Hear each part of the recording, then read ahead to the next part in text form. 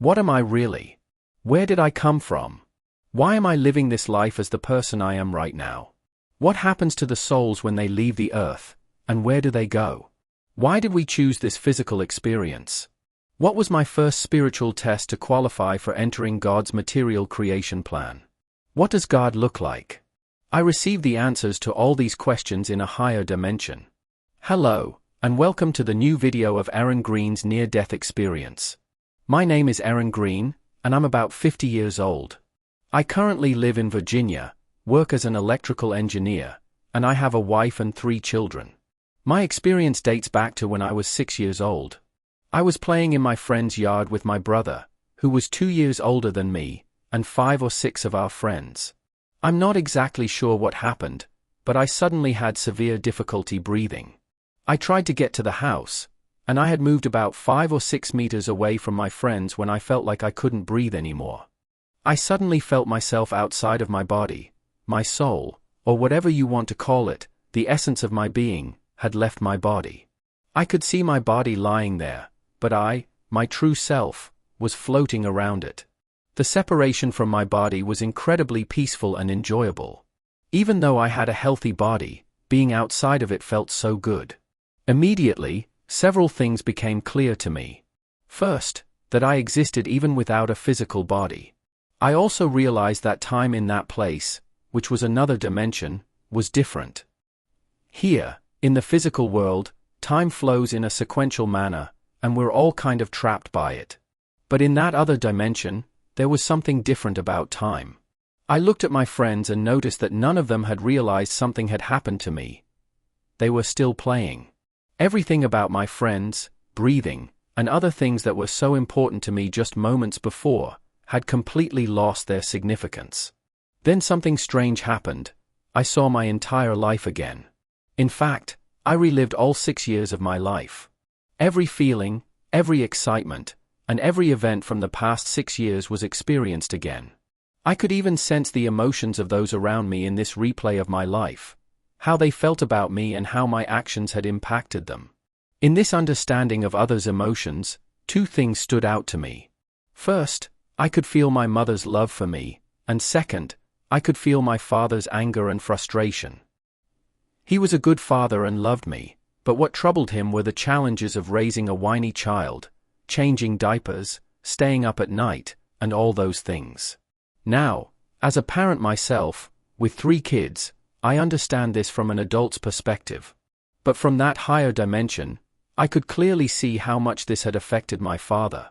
Of course, it was obvious that I was just a child, and I hadn't done anything wrong. Even though my crying had upset my father, this is just the nature of children, and I was in no way to blame. There are a few more things about childhood that are important to know. As adults, we've all forgotten what it feels like to be a child, but because I relived those first 6 years of my life, I came to understand a few things about childhood. First, when we're born, our soul tries to blend with and become familiar with this new body. Our soul must learn the limitations of the physical body and the specific characteristics of this body. A part of this process, when you're a child, is that you don't yet know the full range of your body's abilities. The first 2 years of life are all about learning about the body's capabilities, hands, fingers, face, and so on. Another thing is that when a child is born, they have no sense of the vastness of the world and the size of the earth. This is another thing they have to learn. A child doesn't know that the world is bigger than their house, that there are other things outside, or that millions of people live around the world. But as they learn about new places and people, they start to feel that the world is getting bigger. This is exactly how a child feels, but adults often forget these feelings. When my life replay experience ended, I was still floating around my body. I saw a bright light in the distance, which seemed very important to me. However, for some reason I can't explain, I didn't pay attention to the light and didn't move toward it. I continued aimlessly wandering around my friend's yard, feeling curious about many things. I started asking questions. The first question I had was, who am I? And I was able to see myself, my true self, from the outside. On Earth, we can't see ourselves like this. The best we can do is look in a mirror. But in that spiritual state, I could see myself in my true form. I looked like a glowing, spherical light, emitting a soft but noticeable light. I didn't have a human shape at all. I was simply a floating sphere of awareness, radiating light. My question was, where did I come from?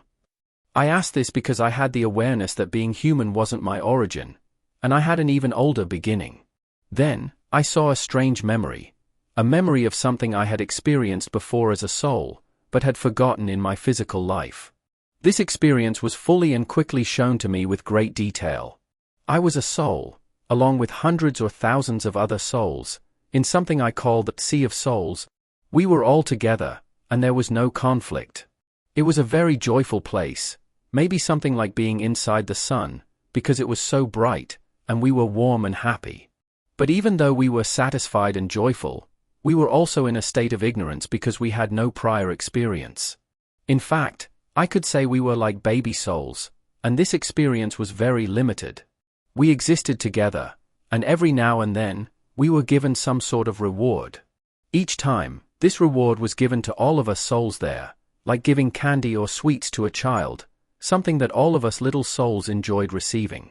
However, we didn't really need the reward. One time, the number of rewards was one less than the number of souls in the group, and I made a conscious decision to forego the reward so that others could receive theirs. When the last soul received the final reward, I calmly detached from this group of souls and was lifted up. I entered a higher level of consciousness, and that higher level of consciousness established a mental connection with me, a mind-to-mind connection. It seemed that this test of generosity for our soul group was some sort of entrance exam into a larger, more fundamental plan. Now, whether all the souls of the baby soul stage undergo this exam or if there are other similar tests, I don't know, and it's quite intriguing. This soul had successfully passed the generosity test and reached a level of consciousness that would allow it to enter physical experience. The higher level of consciousness then told me that what I had done was very important. Sacrificing what I wanted for the benefit of others truly mattered. This awareness and consciousness explained that the Creator is my source and that I am loved and cared for by the Creator. What I had done was very important. I was important and under care. This higher being, whom for convenience I'll call God, had prepared an extraordinary existence for me and all the other souls. To fully understand and absorb this existence, we needed to pass through a particular experience.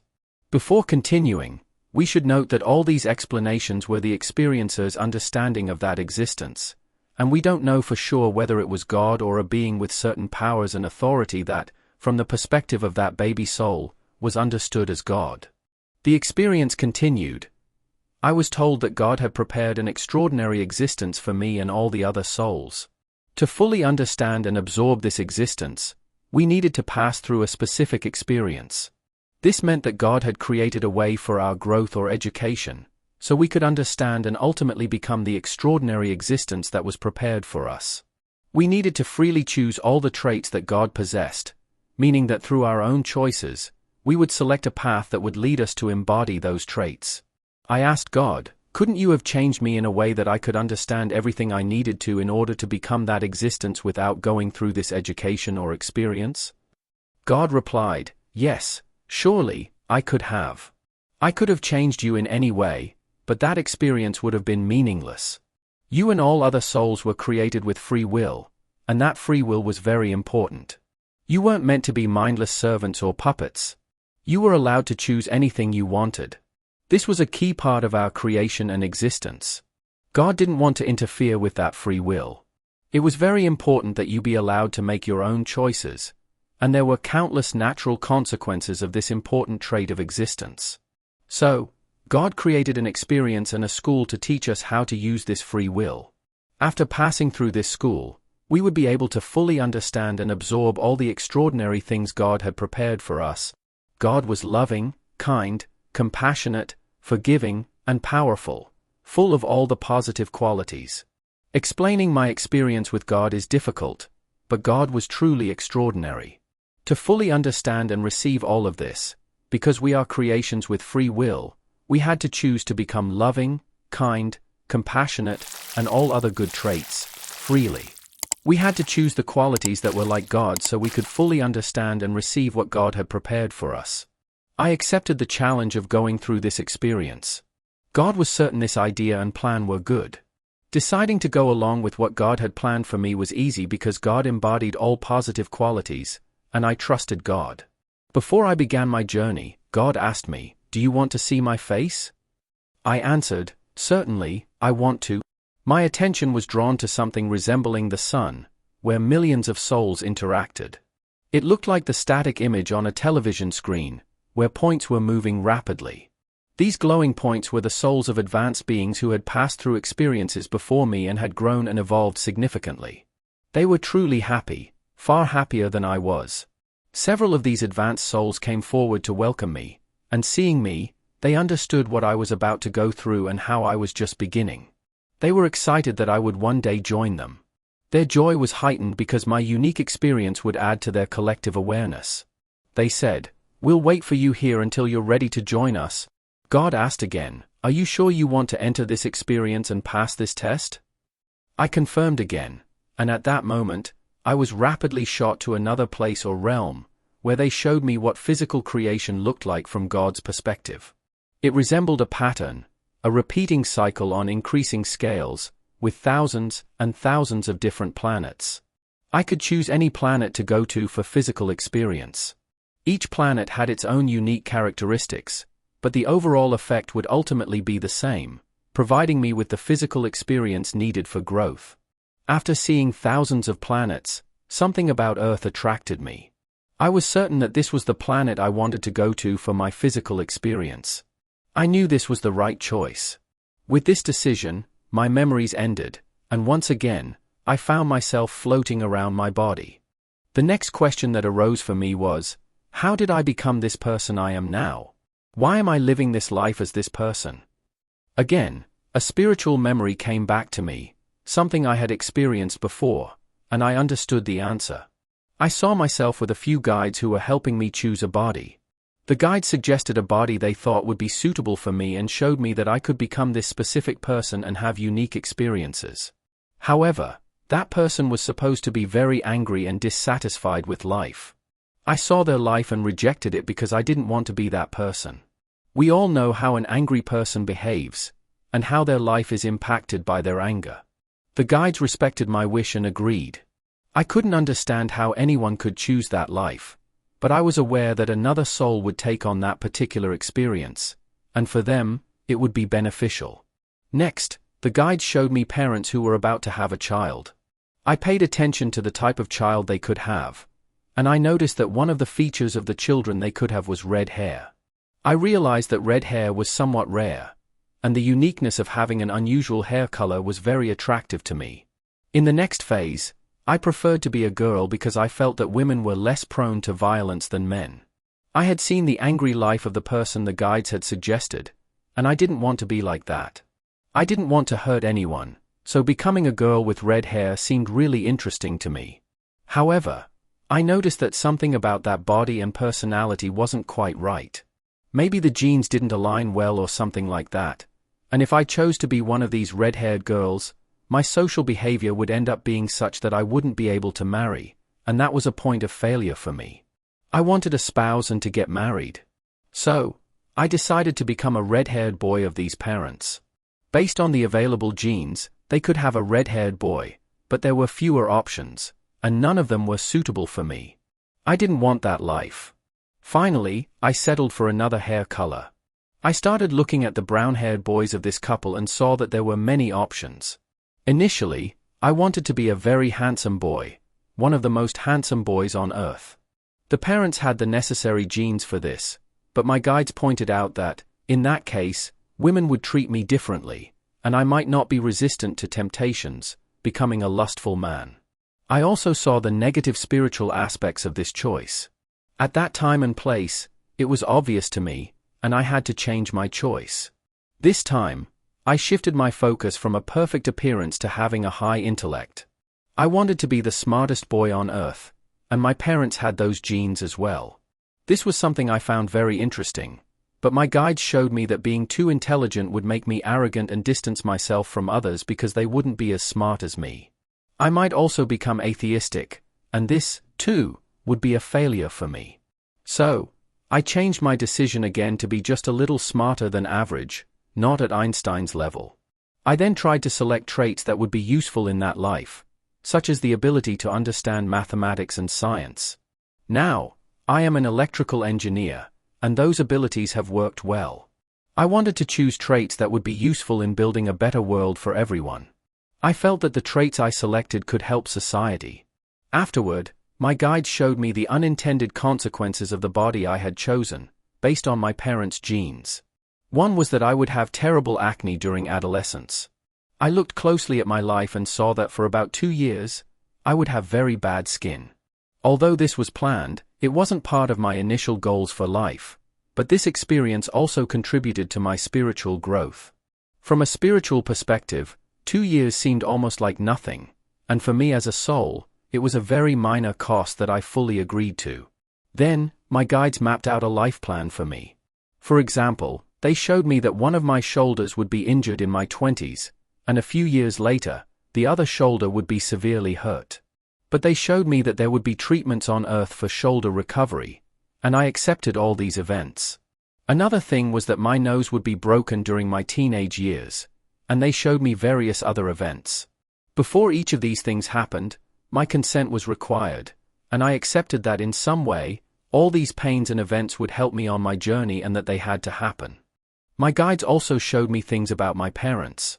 They revealed that my mother had a spiritual agreement with one of her sisters on Earth, and this agreement was a key element in her life. Regarding my father, they showed me his intense anger, and this was something I accepted because it would help me grow. I witnessed agreements between different souls regarding how they would interact on Earth. Souls would choose hardships that would help their spiritual growth. I even saw some souls plan their lives and request experiences that seemed unpleasant on Earth, but from a spiritual perspective, they were beneficial in the end. Finally, after reviewing everything and agreeing to all the details of my life, everything was ready for me to enter my experience. After getting the answers to these questions, I was once again floating beside my body. I was thinking about my next question. What happens to souls after they leave Earth? Where do they go? I was shown different places where souls go after leaving Earth. The first realm was truly upsetting and reflected the nature of those souls. These were souls who hated each other, were very ugly, and constantly fought with one another. These souls were those who caused harm to others during their lives and still wanted to hurt others even after death. God respected their free will until they chose to change. I must say that the beauty of our appearance is not necessarily related to our inner selves, and on other levels, this becomes visible. There, I saw that these souls, instead of having hands, had claws like animals, and they used these claws to hurt one another. But the pain was not physical. It was emotional suffering, which was felt much more intensely than on Earth. They were truly miserable. It was during that moment that, quite suddenly, one of these souls decided to stop fighting. Immediately, luminous beings or angels, I'm not sure exactly what they were, descended, pulled the soul out of that low level, and told them that they no longer belonged to that place. They also said that eventually, every soul would leave that place, and no one would be stuck there forever.